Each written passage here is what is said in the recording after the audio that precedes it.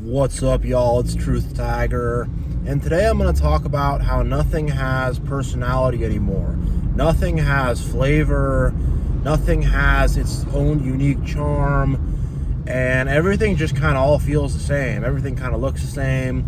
You look at all these new apartments they're building, and they all look the same. You could live in one, live in another. You wouldn't even know the difference. All these office buildings look the same. All these houses they're building look the same. And it's just like nothing has any character. If you look at a lot of the old houses and old buildings from 100 years ago, 150 years ago, even the stuff from like the 70s and whatever, that's like, 50 years ago now, I mean, it has a lot more character to it. It looks unique. It has its own style to it, its own feel to it, and you can really go in it and be like, I can feel this house. If you have one of those funky houses from the 70s with the yellow carpet and all that, it's like you can feel that. You're like, oh man, this is unique. I feel this. Where if you want to have one of these new houses that looks like it's made out of like mega blocks, it's the same stuff.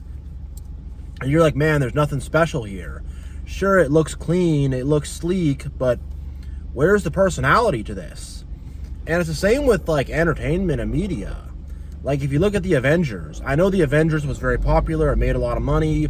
You're putting all the superheroes together in one movie, that's going to draw a big audience. I get that, but when I watched a lot of those movies, I didn't watch all of them, just a little bit. I'm like, man, this just feels so plastic. This just feels like they came together in a corporate boardroom and we're like, all right, we can make a crap load of money off this. It's not going to really have the most soul to it. It's not going to have the most character or personality, but if we throw all the heroes together in one movie, we'll make a crap load of money. And they did that. Whereas you compare that to like, the Sam Raimi SpiderMan movie from the year 2000, and it's got all these set pieces, and Willem Dafoe plays the Green Goblin, and it just feels very like real and lived in, and you got Jonah J. Jameson. I forget who plays him, but man, that his character is great, like a real life cartoon character, but in a movie. And you see some of this stuff, and it just had this indefinable quality to it. It just really felt intimate. It felt close to you. It felt like it just felt real. I don't know. Maybe real is not the right way to say it, but it just felt authentic. That's the right word I'm looking for. It felt authentic. It felt like it came from an artist. Whereas a lot of this new stuff feels like it's coming from a corporate boardroom. And I mean, even I think they just put Star Wars Episode 3, Revenge of the Sith, back into theaters. And it's done really well. It's made a bunch of money. It's just a re-release of an old movie. And I think about that movie, it had a lot of cheesiness. It had a lot of cheesy dialogue. It had a lot of, it wasn't like the most clean, organized, put together movie. There was a lot of silliness to it, but it had a lot of good drama. It really kind of touched the heart a bit, You really felt it. And that's why people are lining up and going to the theaters to watch a movie that's, nearly 20 years old. I think might be close to 20 years old, yeah. And whereas these new Star Wars movies, they felt very soulless. They felt very corporate. I liked Rogue One, but whatever, episode 7, 8, 9, they were all bad. They all just felt very like they're just trying to make a story that will make them money. And they're getting together in a corporate boardroom, and they're like, all right, we want to make money. We don't want to offend anybody. We have to be very politically correct and have a vaguely try to give people this vague message that, the modern audience, quote unquote, wants to see, i.e. they make it very bland, very politically correct. There's no uniqueness to it. They don't want it to have a niche audience. They don't want niche appeal. They don't want something that's going to have, opinions. They don't want something that people are going to either like or dislike. They want something that's going to be just very bland and beige and dull and inoffensive. They want something that is very mediocre.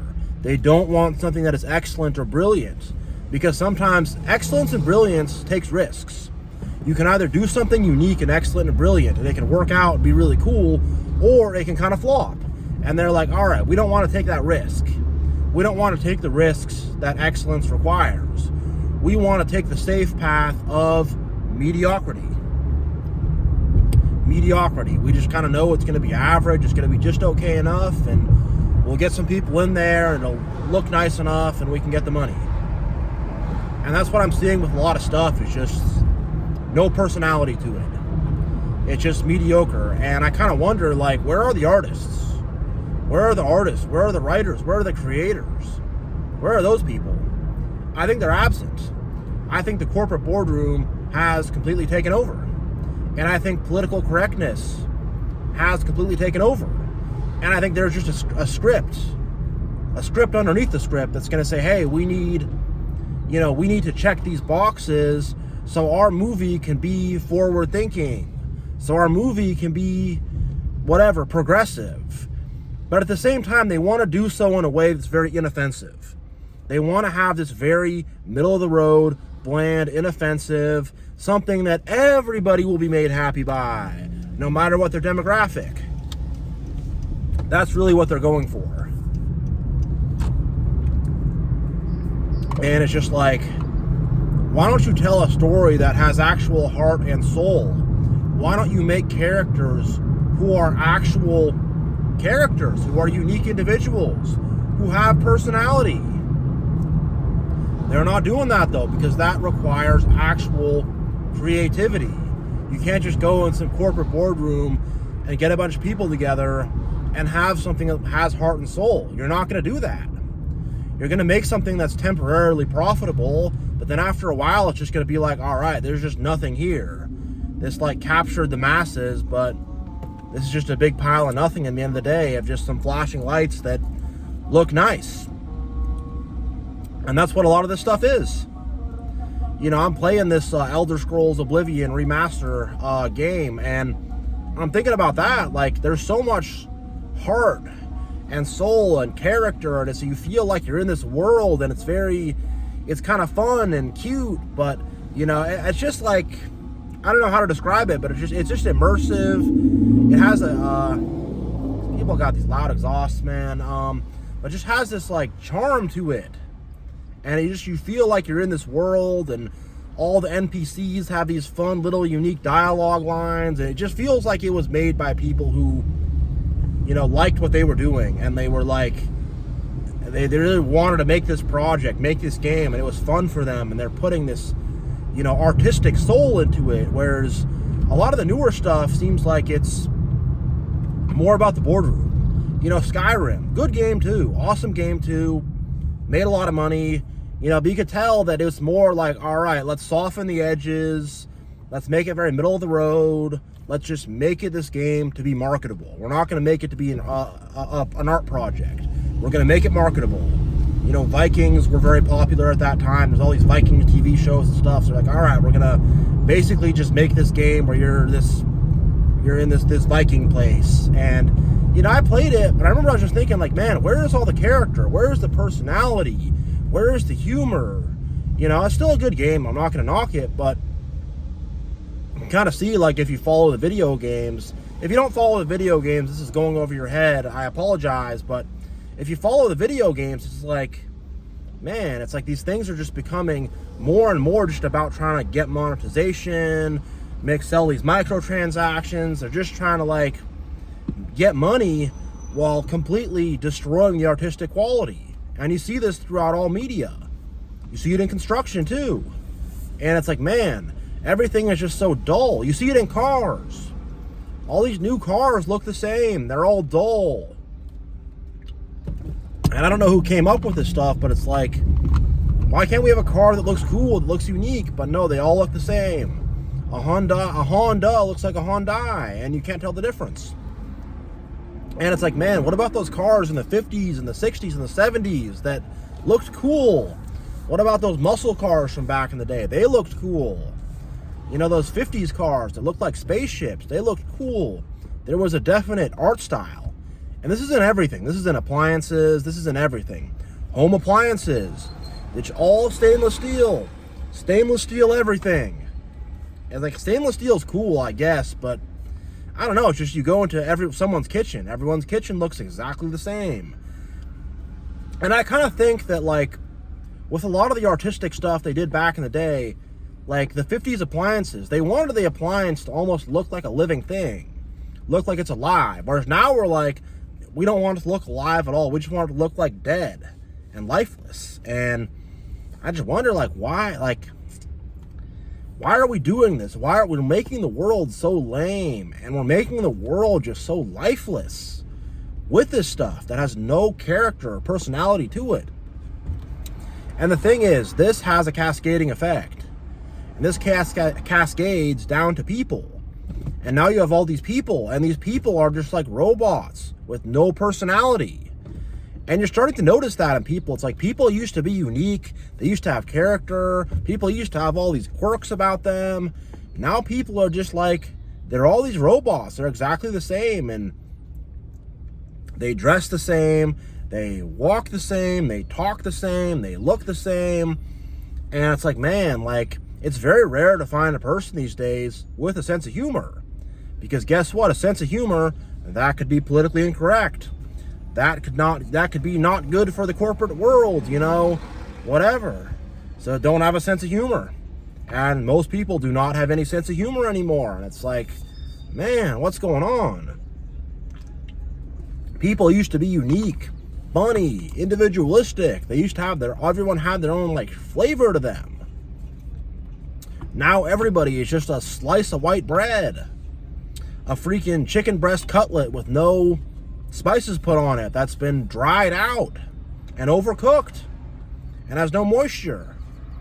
And that's what these people are. They just have no flavor, no personality. And it's like we're living in a world with no flavor and no personality. And everyone's just these robots who act the same, talk the same, walk the same.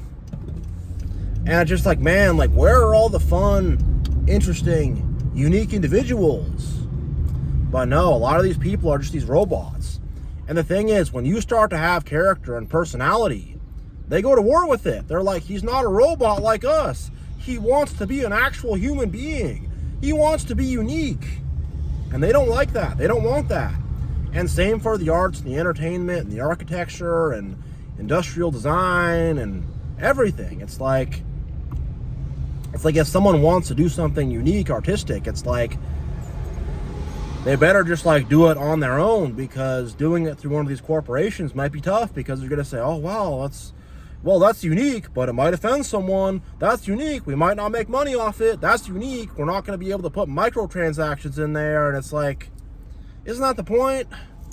Isn't that the point? Like, how would, like, William Shakespeare would not be famous in this time? He'd be shut down. You know, any of the famous artists in this time, people wouldn't get it. And it's just, man, I think corporate America is a big part of this. You see all these, all these businesses, their sign looks the same. Their sign looks the same. You know, you go to one of these restaurants, the tables are all the same. The setup's all the same. Everything is all the same.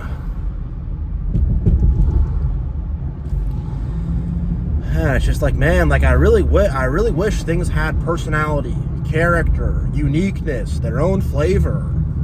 But nothing has that anymore. And it's like, I see as time goes by, like, we're moving more towards just this uniformity, conformity, like, we're all like the stormtroopers in Star Wars, where we all just wear that same white uniform, and we're just all, like, you know, cut down to be the same size. And I think that's a big part of what the Matrix is trying to do, is trying to make everything the same. And I think in terms of the corporatocracy, it's like, that's what's going to save you money. Just make it all the same, and it's cheaper somehow. But everything's all super expensive now, too, so it's not working anyways. It's like you have all this just overpriced, whatever, just flavorless stuff.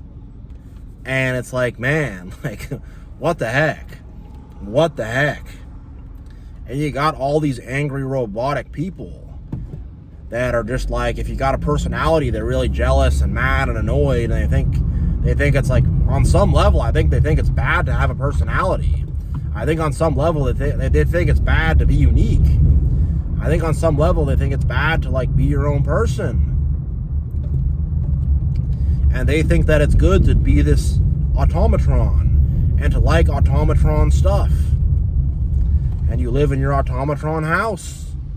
You drive your automatron car. And I mean, really, like if you just look at stuff, like there's a Ford and a BMW right next to me and they look the same. Why even buy the BMW, you know, at that point? If it's just going to look exactly the same.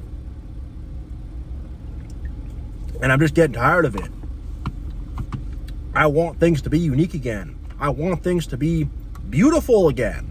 Really, I mean, this kind of stuff, it's like there's such a lack of beauty in the world. I think part of beauty is having a few flaws, having a few imperfections, having some unique things that make you different, having some kind of heart and soul and some life is a big part of what makes things beautiful. And you have this stuff that's just about this lifelessness. It's just about profit. It's just about following whatever the societal status quo is, whatever you think people want to hear, telling them that. It's lifeless. It's not unique. It's not like special at all. Man, yeah, drink of water here. But yeah, this stuff is lifeless. It's not unique. There's no beauty to it. There's no... It doesn't feel like there's love was put into it either. It's just like, well, build another apartment complex that looks exactly the same as another one. God forbid we do any stone masonry. We're going to have this metal siding on the outside. And it's just like, man.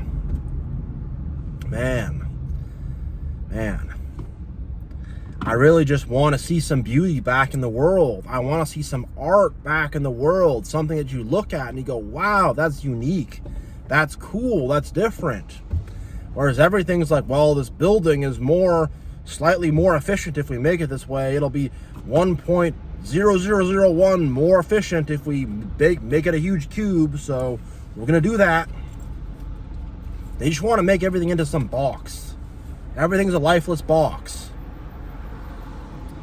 And it's just like, man, it's very hard for me to enjoy TV shows, video games, movies, whatever, a car, whatever. It's like, I can't enjoy any of this stuff anymore because it's like, it's all the same. Like, have you seen some of these new modern mansions? Or it's just a big, huge cube. It's like, oh, we're going to pay $3 million to live in a 4,000 square foot cube. It's like, man, like, don't you want to be outside of the box? Don't you want to have something that's like, has some kind of, it's like, it's cool, it's big, it's grand, it's excellent. Don't you want that? Nah, we're gonna have a box. You know, your car is a box, your house is a box, you go to work and you sit in a box. And it's just, man. And then you go watch your movie, which is some other box, and I'm just getting tired of it. I'm getting tired of it. I want flavor. I want character. I want personality. I want uniqueness. That needs to come back.